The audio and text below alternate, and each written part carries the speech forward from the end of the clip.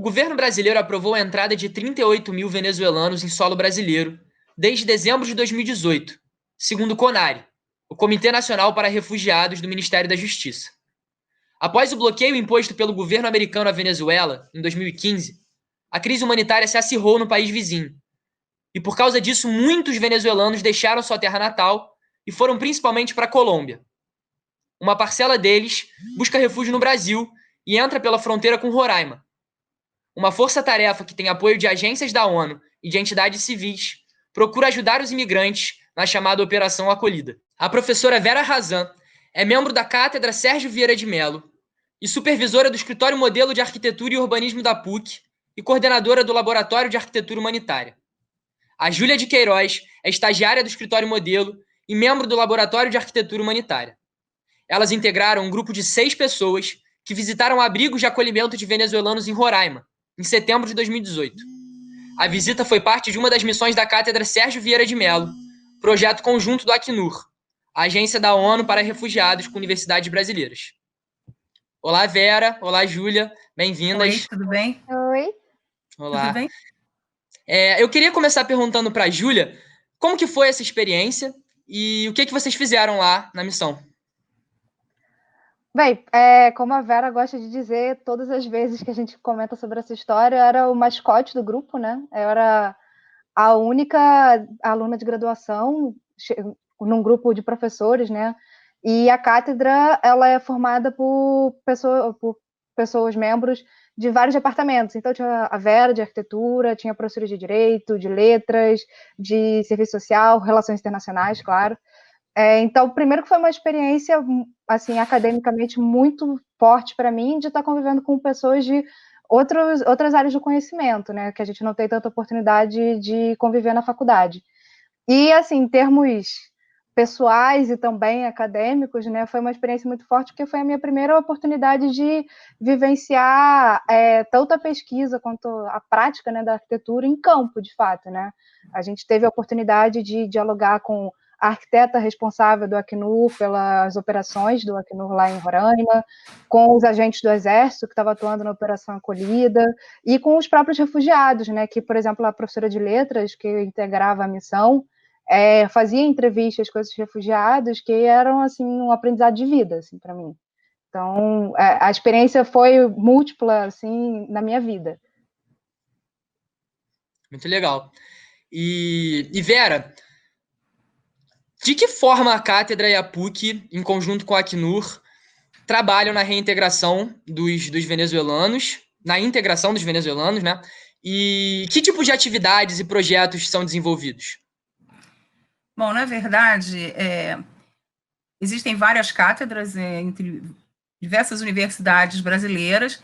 A cátedra aqui no Rio de Janeiro, né, tem a cátedra da PUC, tem a cátedra da UF, tem a cátedra da Casa de Rui Barbosa e também tem da UERJ. Então, são centros, na verdade, de pesquisa e trabalho de professores de diversas áreas que dão um certo apoio ao Acnur no sentido de estudar, de pesquisar e dar algum respaldo a ações realizadas aqui no Brasil. Então, é um pouco nesse sentido, né? No caso da cátedra da PUC Rio, ela é formada por pesquisadores, professores e pesquisadores de diversos centros, né, e disciplinas, e que se propõem a estudar a questão do refúgio e a partir de diversos ângulos, né? Então, temos professores que trabalham com a questão da legislação e dos direitos humanos, outros que trabalham com as questões sociais, outros com a questão psicológica, e nós, outros com as narrativas, que é o caso das professoras de letras, né? Ano passado, a PUC sediou, juntamente com a Casa Rui Barbosa, o encontro das cátedras, e que foi muito interessante. Recebemos pesquisadores, pessoas em situação de refúgio, tanto do Brasil quanto do exterior. Foi um encontro incrível. de muita riqueza, onde a gente, além das palestras, teve rodas de conversas, teve exposição de trabalhos, e a feira também. Montamos lá uma feira junto com pessoas em situação de refúgio. Então, tem várias ações. No caso da arquitetura especificamente, nós estamos fazendo, desde a nossa viagem a Roraima, nós tivemos uma aproximação com os arquitetos do Acnur, que estão lá, sediados em Roraima, que trabalham principalmente, no caso da fronteira com Pacaraima, em Boa Vista.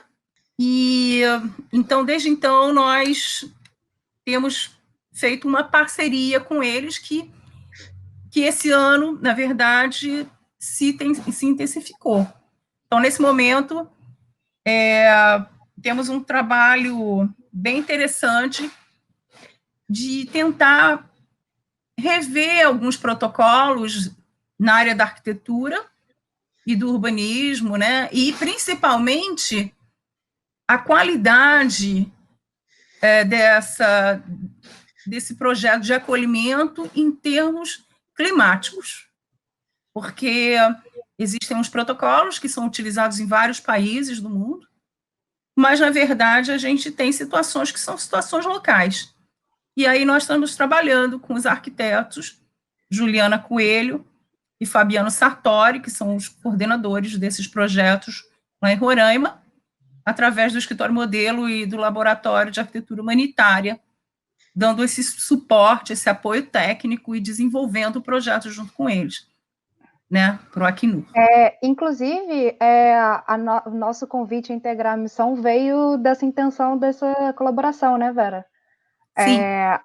A autocomissária do Acnur aqui no Brasil, na época, foi a PUC assinar o contrato de parceria entre o Acnur e a cátedra, e aí ela foi até o nosso escritório, né, o escritório modelo de arquitetura e urbanismo, lá no departamento, e a Vera apresentou para ela um projeto que a gente tem em parceria com a Arquidiocese do Rio, e que aparentemente vai para frente, vai ser feito esse ano, né, tomara, que é de um módulo solidário para banheiro, sanitários, né, chuveiros e lavanderia para pessoas em situação de rua no centro do Rio. E ela se interessou muito pelo projeto e convidou a gente para ir a Roraima, integrar a missão, exatamente porque ela percebeu que a atuação da arquitetura seria de interesse, né, para o Acnur e para a acolhida dessas pessoas lá no norte. E aí, ano passado, nós também lançamos uma revista, a revista Prumo, que, na verdade, é uma revista do Departamento de Arquitetura e Urbanismo, somente sobre êxodos e migrações. Eu fui a editora, junto com o professor também, pesquisador Michel Masson, e a Júlia foi nossa estagiária também, pesquisadora, né, nessa edição. E esse ano nós lançamos também essas conversas sobre arquitetura humanitária.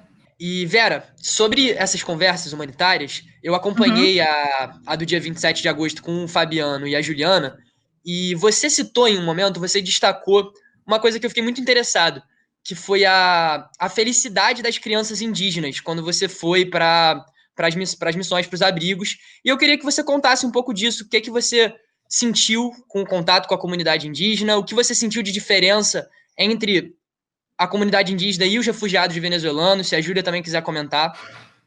Então, eu falei isso, e isso é uma coisa que me marcou.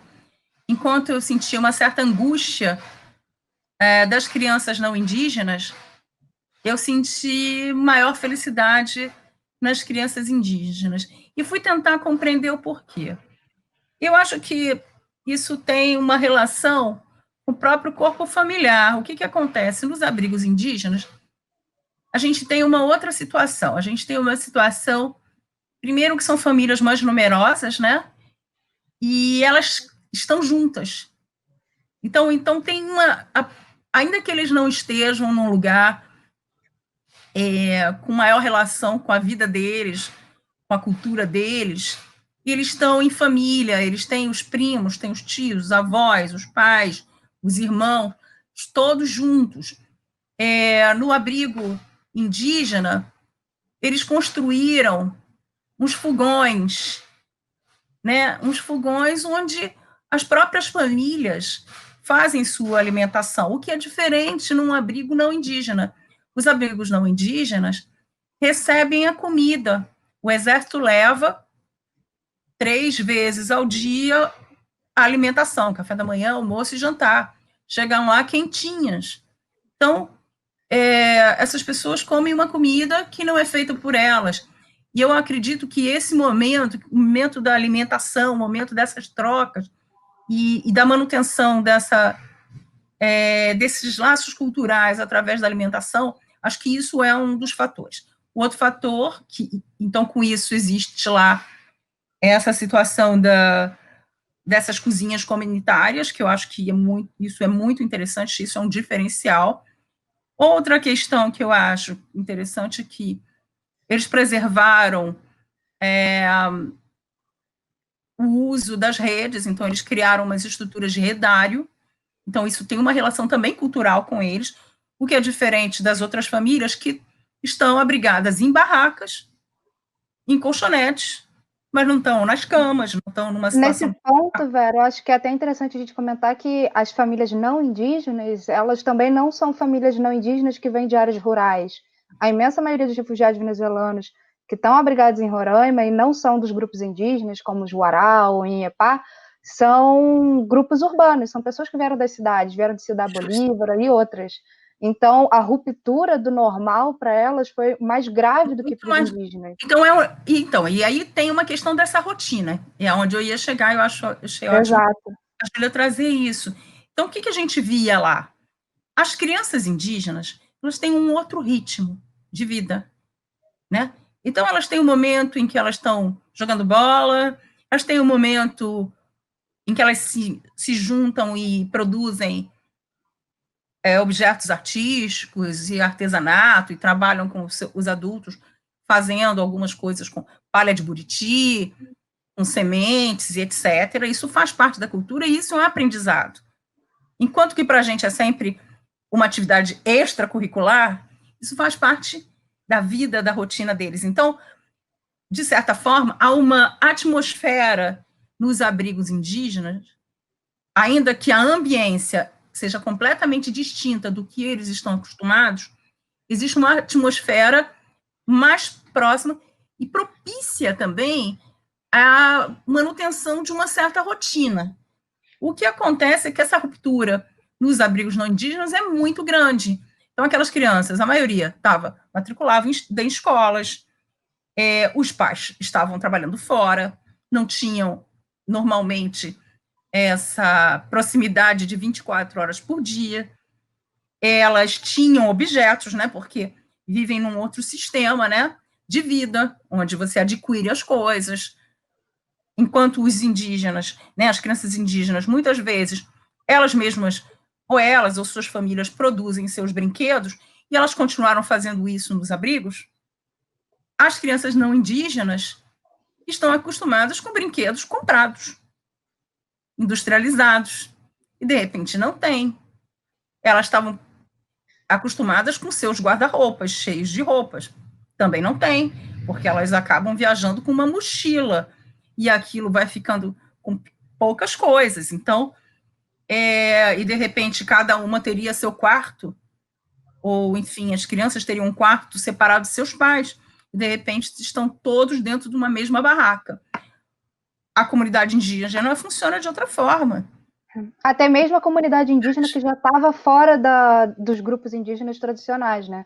Porque esses povos indígenas que estão lá abrigados em Roraima, muitos deles, né, sobretudo o Uarau, que é o que tinha maior número quando a gente foi visitar, eles já tinham um certo histórico de êxodo das suas áreas originais por causa de questões ambientais na Venezuela, né, da onde eles são, no Delta do Orinoco, e ir para cidades daquela região. Então, eles já não eram extremamente tradicionais, mas a cultura deles ainda estava muito próxima à geração que está ali vivendo. E alguns, sim, viviam em grupos tradicionais. Então, essa questão da ruptura do normal e da manutenção da rotina, que a Vera está falando, para eles era realmente muito mais próximo do que já era antes, mesmo que ainda muito diferente. Acho que tem uma questão de tempo também, né? De timing, né? Eles talvez tenham, a comunidade indígena tem uma outra relação com o tempo, com a natureza, com eles sabem que, até pelo tipo de formação deles, da maioria ali, não será possível fazer parte de um projeto de interiorização. Então, eles se mantêm lá, próximos ainda à fronteira, imaginando a possibilidade do retorno, né? Enquanto essas outras famílias, muitas delas abandonaram negócios, abandonaram empregos, abandonaram, enfim, uma situação mais estável de vida dentro do modo, né, que capitalista em que vivemos, e de repente toda aquela independência financeira, essa autonomia foi por água abaixo. E aí essas crianças, elas sentem muito a ansiedade e a tristeza de seus pais. E muitas vezes os membros masculinos, os pais, ou os avós, ou os tios, que vêm juntos para os abrigos, participam desse processo de interiorização para ver se conseguem, em alguma outra cidade do Brasil, um emprego, e ficam nos abrigos as mães, ou as avós, ou as tias com essas crianças. Na comunidade indígena isso não acontece. Então, eu acho que as crianças sentem muito essa situação. E aí a gente tem aí uma proposta ainda a ser evoluída junto com os arquitetos do Acnur, de justamente imaginar um espaço, uma infraestrutura que permita o desenvolvimento de atividades mais coordenadas para crianças e adolescentes. A questão do refúgio é muito, muito sensível, é muito complicada. A gente lê, a gente discute, mas a gente não está vivenciando. E no momento que a gente tem a possibilidade de se aproximar das situações que a gente viu, e principalmente porque tem uma questão, tem essas pessoas que estão abrigadas, mas o mesmo número de abrigados tem de não abrigados, de pessoas que estão em situação de maior vulnerabilidade, né? Com famílias. Nós vimos umas situações de cortar assim, coração. Que tem uma igreja próximo a um dos abrigos, que é onde se faz uma triagem para os abrigos. E a gente vê lá a família, pai, mãe, com 2 filhos. Aí uma das coordenadoras lá oferecendo lanche, falando, infelizmente ainda não temos lugar. Então eles estão na rua, estão na rodoviária, ou estão em ocupações, em situação de extrema vulnerabilidade e estigmatizados, né? Então é uma situação bastante complicada. E esses grupos que a Vera está falando, né, que são as pessoas que não conseguiram entrar dentro da cota de vagas dos abrigos, né, ou seja, estão em situação de rua, eles não só estão em mais vulnerabilidade pelo fato de estarem na rua, né, como também pelo fato de que, por estarem na rua, eles estão mais expostos a, por exemplo, os casos de xenofobia por parte da população local, que é uma realidade, né? Quando a gente conversa com o pessoal lá de Roraima, uma coisa que eles citavam é de que em Boa Vista não existia pessoas em situação de rua, não existia alguém pedindo esmola, por exemplo. E com a crise migratória, essa questão surgiu e tem muita gente que começou a lidar de uma forma de repulsão, né, com relação a esse fato, né? E isso leva a esses casos de violência que, por exemplo, ocorreram no Jardim Floresta, né? Tem essa violência e tem uma outra violência que eu acho que, bom, pelo menos pelo olhar da arquitetura e do urbanismo a gente observa, a quantidade de muros altos que você vê que são recém-construídos, arames e outros dispositivos de segurança. E a gente conversando com pessoas de lá sobre que, de fato, surgiu uma indústria da segurança, no caso de Boa Vista, em função da chegada dos venezuelanos. Eles falaram muito sobre isso quando a gente conversava com eles. Muita gente vem aqui visitar e, às vezes, nós nos sentimos expostos, como se estivéssemos numa exposição mesmo, né? E, na verdade, as pessoas vêm, pesquisam sobre a gente, olham, fotografam. Mas e aí? Qual é o retorno? Aquilo dali, para mim, ficou muito marcado, porque, assim, primeiro que eu concordo plenamente, e segundo, e aí eu acho que no caso da gente, na arquitetura, talvez seja, às vezes, mais fácil de atuar até do que em algumas outras disciplinas, mas essa possibilidade de realizar é importante e é isso que a gente está tentando fazer através do laboratório. E, Júlia, eu ia perguntar justamente sobre isso. Se vocês quiserem contar, né, algum projeto específico que vocês estão elaborando em relação à arquitetura, né, nos abrigos de refugiados. Vocês citaram alguma coisa ou outra, mas vocês têm algo que vocês estão desenvolvendo, e você, inclusive, citou que tem algo que está para ser aprovado, né? Quiser falar sobre isso.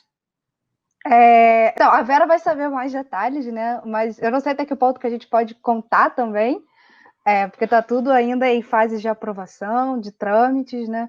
Mas a gente está em contato com a Juliana Coelho, que foi a arquiteta que a gente, inclusive, participou da live junto com a gente, né? E que a gente encontrou lá em Roraima, e com o Fabiano Sartori, que também é arquiteto do Acnur, e ele atua como... não sei como dizer, Field Advisor de meio ambiente, né? Então, ele atua não diretamente com arquitetura em específico, como a Juliana nos campos, mas ele busca encontrar soluções para que os campos sejam mais sustentáveis, né? E a gente está trabalhando diretamente com os dois para tentar encontrar um projeto para aumentar a durabilidade do que eles chamam de RTUs, né? Que são as unidades habitacionais que são usadas nos campos, que é o Battle Shelter, né? Fabricado pela IKEA, em conjunto com o Acnur, e aumentando a durabilidade deles, também tornar com que a gente consiga fazer com que eles sejam mais sustentáveis, e talvez, aí é o grande desafio, né? Tentar achar alguma solução de o que fazer com eles depois, né? Depois que eles realmente cumpriram a sua vida útil. E, fora isso, melhorar as condições desses abrigos, dessas estruturas de acolhimento, adequá-las ao clima dessa região, né? Então, a gente tem um clima com temperaturas muito altas e também muita chuva. Então, são situações assim que ainda não foram resolvidas, porque, de fato, assim, a gente tem lá 13 ou 14 abrigos ao todo,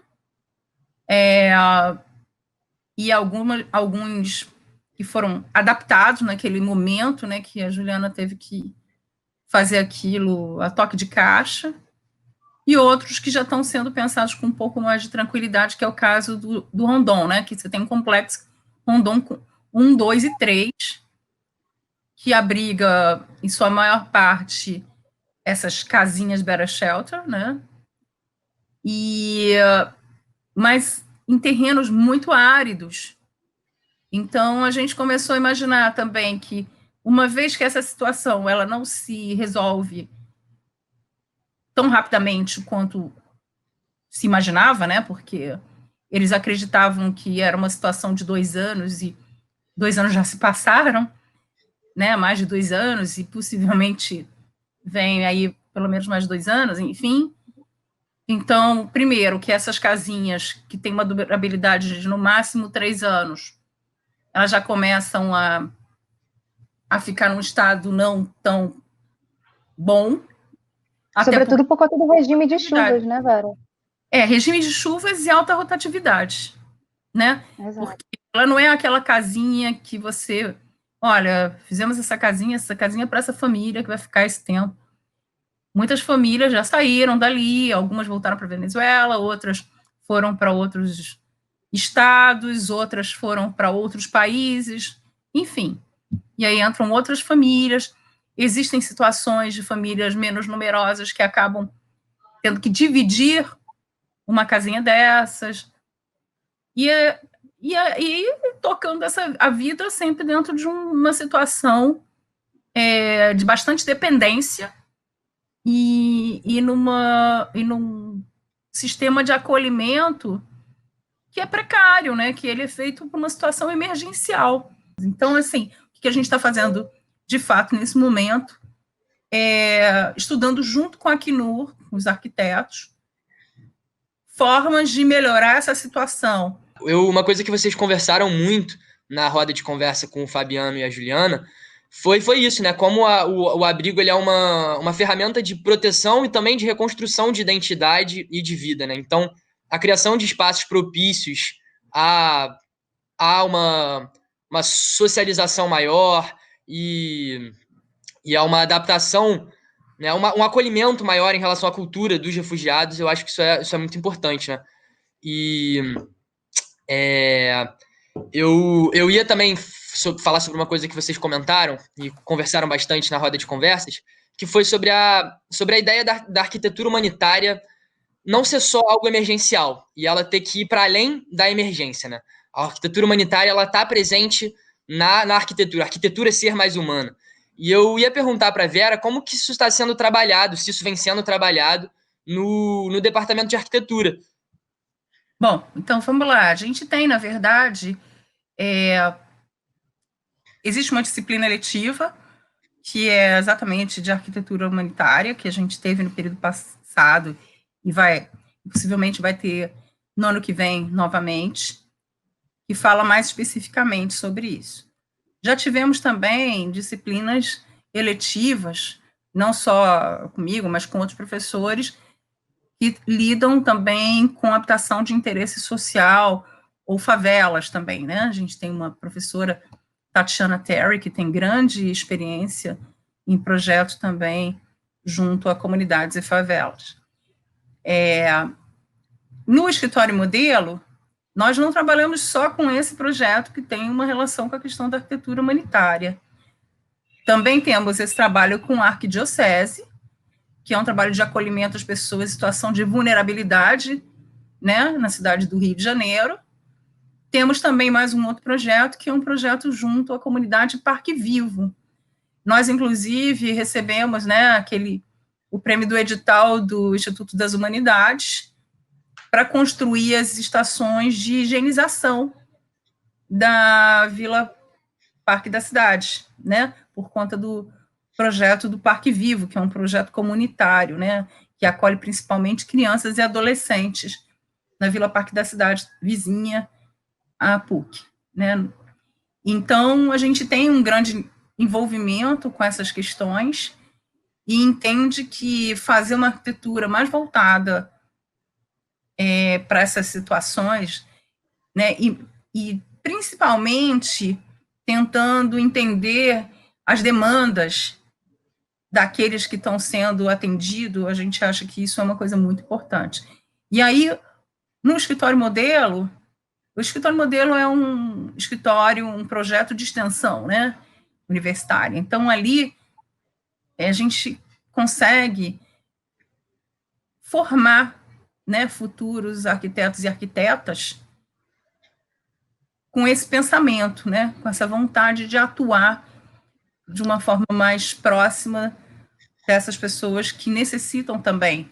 Acho que todo mundo, né, a gente tem que ter esse olhar para todo tipo de cliente, mas entender que essas pessoas que estão numa situação de vulnerabilidade, às vezes elas têm maior urgência. Então, temos esse trabalho lá no Parque Vivo e na Vila Parque da Cidade, temos um outro trabalho, ganhamos um prêmio, ano passado nós ganhamos no Escritório Modelo 1, projeto coordenado pela professora Tatiana Terry, que era do Museu Sankofa na Rocinha, e outro coordenado por mim também, que é da revitalização do Parque Vivo, que é esse projeto de reforma e melhorias para esse espaço comunitário também. E daí vieram essas estações de higienização que a gente propôs e que vai começar a construir possivelmente semana que vem. Nós recebemos a verba, já compramos, já contratamos mão de obra, enfim, tem toda uma tramitação. E também estamos fazendo um mapeamento da Vila Parque da Cidade, para verificar as necessidades da comunidade como um todo, principalmente para os espaços residuais. E isso está sendo trabalhado junto também com o professor Marcelo Burgos, da Sociologia, com apoio da vice-reitoria comunitária, com o professor Cláudio também da Teologia, e apoio também da Cátedra da Unesco, né? Com a professora Gilda Carvalho também. Então, é um trabalho super interessante. Agora deve envolver estudantes não só de arquitetura, como de outras disciplinas, inclusive alguns que moram na Vila Parque da Cidade, para dar apoio a eles a futuras ações. Então, e aí, com isso, eu convidei o Felipe Gonzalez, que é um ex-aluno nosso, que acabou de ganhar o prêmio Arquiprix lá na Holanda, e tem um trabalho super interessante desde o trabalho de conclusão de curso até o mestrado dele na Holanda, lidando com questões relativas aos espaços coletivos em comunidades. E aí ele está trabalhando conosco nesse mapeamento junto aos estudantes. Então, a gente tenta proporcionar essas vivências, ao mesmo tempo que a gente atende a uma série de projetos e demandas da própria universidade, a gente também faz esses projetos, né? Esses projetos que têm maior envolvimento com essas pessoas em situação de vulnerabilidade. E isso no escritório e na própria eletiva também, por exemplo, que tratava em específico do refúgio, mas a gente não se ateve a só tratar do refúgio no campo ou durante o processo de trânsito, né, de sair do seu lugar e chegar ao campo e ficar esperando, né. Então, por exemplo, teve grupos que trataram de como quando o refugiado já está na cidade, e aí trataram da questão do que a gente chama na arquitetura de urbanidade, né, criaram uma identidade visual com totens e um aplicativo, né, para os refugiados terem acesso a informações nas suas línguas para eles se acharem na cidade. Outro grupo já trabalhou com a questão de como a locação social, né, que é como se fosse o aluguel social, só que em construções feitas pelo Estado, poderia responder não só a pessoas vulneráveis da sociedade local, como também aos refugiados. Então, é uma carência não só que a gente trabalha no escritório, como também é um desejo de pessoas que são parte da graduação, né, alunos de graduação lá do Departamento de Arquitetura, e que na eletiva a gente percebeu isso, né, com a eletiva de turma cheia, né, e também, por exemplo, no workshop, os 2 workshops que a Vera citou, e que um deles foi dentro do Ser Urbano, que é a Semana de Arquitetura lá da PUC, que é feita pelos alunos, para os alunos, e que também lotou, e nas próprias palestras, tanto do workshop quanto as palestras dentro da Semana de Arquitetura, os temas que trabalhavam a arquitetura humanitária, trabalhavam a arquitetura com um cunho político-social, eram temas assim que as pessoas estavam sempre muito interessadas em aprender sobre, em ouvir sobre. Isso é muito importante, né? E com certeza é muito importante para a formação dos alunos de arquitetura como arquitetos e como cidadãos também, né? E Exato. há muito tempo o Rio de Janeiro convive com problemas de moradia, falta de planejamento urbano. A gente cansa de ver aí deslizamento que destrói casas, destrói famílias, chuvas que param a cidade. E eu queria perguntar para a Júlia, qual a importância de pensar todos esses problemas sob uma perspectiva da arquitetura humanitária, né? E como que isso é importante também, justamente, sobre o que a gente estava falando para a sua formação como arquiteta. Nossa, pergunta difícil. Eu acho que o primeiro ponto é a gente entender que a gente não trabalha sozinho.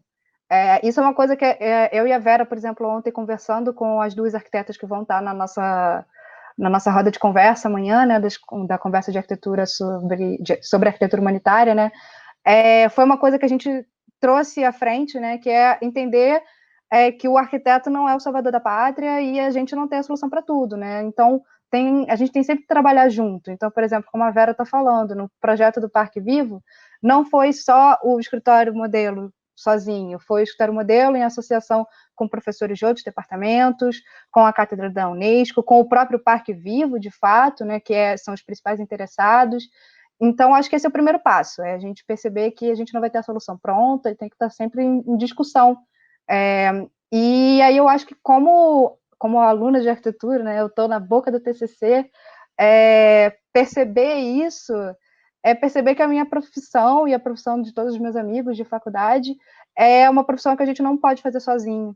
E isso se reflete nas próprias políticas habitacionais, de reforma urbana na cidade, né? Não dá para você fazer, por exemplo, o processo de projeto, por exemplo, de um plano diretor, ou de um favela-bairro, ou de um rio-cidade, sem estar dialogando com todas essas outras pessoas, todos esses atores, né? O sociólogo, as pessoas membros dos coletivos, das associações de moradores, e por aí vai. Sim, e isso dialoga bastante também com o que vocês falaram na roda de conversa, né, com os agentes da Acnur, que o trabalho da Acnur, da cátedra, nos abrigos de Roraima, é um trabalho interdisciplinar que envolve envolve pessoas de diversas esferas, né? E eu acho que isso é muito importante, é muito legal de falar, inclusive pensando o que eles falaram também, né? De você estar não só em contato com outras disciplinas e outras perspectivas, mas em contato com quem está ali, né? Eles falaram bastante sobre os canais de comunicação, a importância dos canais de comunicação individual e coletivos com os refugiados, da participação dos refugiados, né? Nesse trabalho. Então, acho que isso é muito legal. E eu ia perguntar, por último, para a Vera, falar um pouquinho, né, sobre o Rio de Janeiro, que foi designado pelo Unesco como a capital mundial da arquitetura, né? Ano que vem vai ter o Congresso, o 20º Congresso Mundial de Arquitetura aqui na cidade, né? E o Rio de Janeiro foi designado como a capital mundial da arquitetura. Tem aí o Rio 2020, né, que você até citou. E eu queria que você falasse um pouquinho sobre a importância desse espaço para elaborar, para pensar e para desenvolver, né, uma arquitetura mais humanizada no Rio de Janeiro. Então, na verdade, o que acontece? O tema do Congresso é Todos os Mundos, um só mundo, né? E é exatamente dentro desse pensamento múltiplo e entendendo que é transitoriedade, entendendo as vulnerabilidades urbanas, as situações de uma cidade diversa, e o Rio de Janeiro é tudo isso. Ao mesmo tempo que a gente tem monumentos, que a gente tem um patrimônio ambiental incrível, alguns edifícios maravilhosos, a gente tem uma situação de desigualdade social muito grande. Então, eu entendo dessa forma, eu entendo que é muito importante o Rio ser, verdade, foi a primeira cidade do mundo a ganhar esse título de capital mundial da arquitetura. Essa é a primeira vez, e o Rio de Janeiro recebeu. Infelizmente, a gente está nessa situação, uma situação bastante dramática, né, em função da pandemia, de toda essa situação que necessita desse adiamento, toda essa complexidade. Mas eu acho que é o momento, né, tanto o Congresso quanto todos os eventos que estão sendo promovidos, né, por esse comitê gestor e curador dessas atividades preparatórias, eu acho que a maior parte lida com essa questão, né, com essas questões, com esses desafios que não se limitam ao Rio de Janeiro, né? A gente tem aí, vai ter palestrantes de vários lugares do mundo, inclusive africanos, outros sul-americanos, não estamos falando só de europeus, pessoas na verdade, também não estamos falando só de arquitetos e arquitetas, estamos falando também de profissionais de outras origens, né, de outras formações. Então, é essa a intenção, né? Os eventos, de uma forma geral, já estão acontecendo e devem acontecer até julho do ano que vem, se possível, presencialmente, e tentando envolver, inclusive, pessoas que, a princípio, não têm acesso às discussões dentro dessa nossa esfera da arquitetura, né? Eu acho que um ponto importante é sempre lembrar de que esse intuito de estar tratando dessas discussões é também fazer com que a arquitetura não fique complacente, né? com que nós como arquitetos, saímos um pouco da nossa bolha, e percebemos que a gente tem que ser ativo também e estar em diálogo com as outras pessoas, e estando em diálogo com as outras pessoas também saber ouvir e discutir. Então, eu acho que o intuito do arquiteto é bem isso mesmo, nesse congresso, né? Júlia, Vera, muito obrigado. Acho que foi ótimo debate. Muito obrigado pela presença de vocês. A TV PUC agradece. Muito obrigada também. Gostei muito. Acho que foi bem bacana.